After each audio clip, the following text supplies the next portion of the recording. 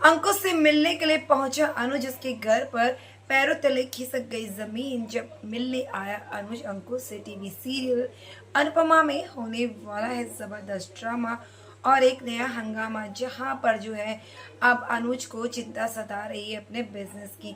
यहाँ पर अनुज जो है सबसे पहले अपने एम्प्लॉय से मिलने के लिए आता है, अपनी कंपनी का जरा मुआयना करने के लिए आता है कि आखिरकार देखे तो कि बरखा और अंकुश ने किया क्या है।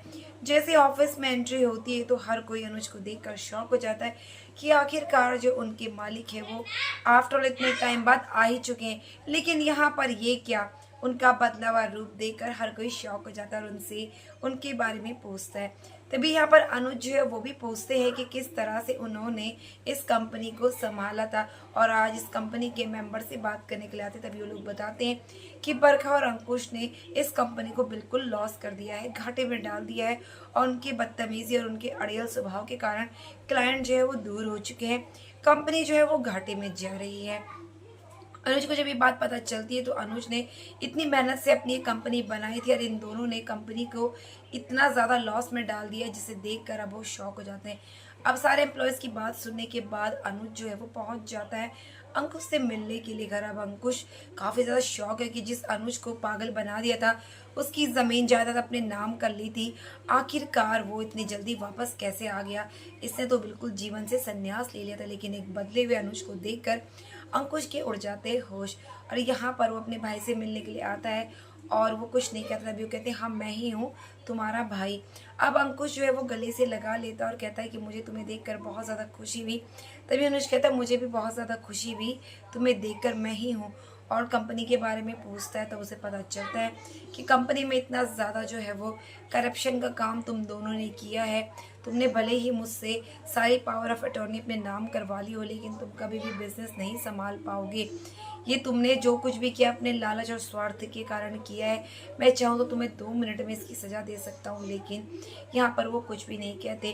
तभी अनुपमा और अनुज एक होने वाले हैं, दोबारा से कंपनी को छूने वाले हैं नई बुलंदियों में। यहाँ पर जो कंपनी को लॉस हुआ है, दोबारा से नए क्लाइंट्स को लाकर वो उस कंपनी को ठीक करने वाले हैं, ताकि एम्प्लॉयमेंट्स को कहीं जाना ना पड़े और कंपनी में जितने लोग बेरोजगार ना हो जाएं, उन लोगों की रोजी रोटी ना छीन जाए। इसलिए अनुपमा और अनुज फिर से मिलकर कंपनी के लिए काम करने वाले।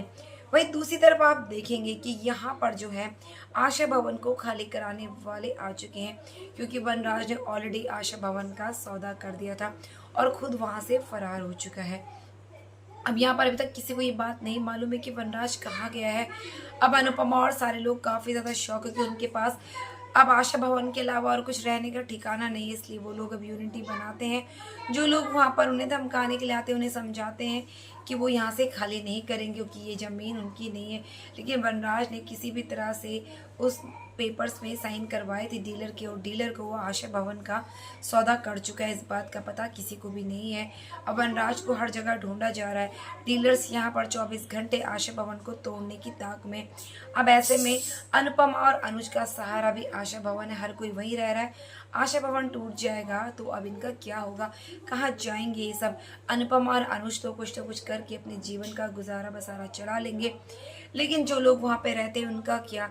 यहाँ पर सागर जितने और लोग वहाँ पर रहते हैं उनका क्या होगा, उन सबका खर्चा अनुपमा चला रही थी। बस एक छत पर रहने के कारण हर कोई सेफ था, लेकिन अब छत ही चली जाएगी तो वो लोग क्या करेंगे। क्या वो इतनी आसानी से आशा भवन को छोड़कर चले जाएंगे, या अनुपमा और अनुज निकालेंगे कुछ ऐसा समाधान जिसके चलते उन्हें खाली ना करना पड़े। यहीं पर आप देखेंगे कि यहाँ पर परिवार में काफ़ी ज़्यादा कलहबाजी हो रही है। अनुपमा इन सबसे परेशान है क्योंकि उसे आशा भवन बचाना है, साथ ही साथ वनराज भी मिस है, उसको भी ढूंढना है और साथ ही साथ अनुज की कंपनी को भी दोबारा से टेक ओवर करना है। अनुपमा के लिए ढेर सारी चुनौतियां, इन सब के बीच में कैसे करेगी अनुपमा इन सब का मुकाबला।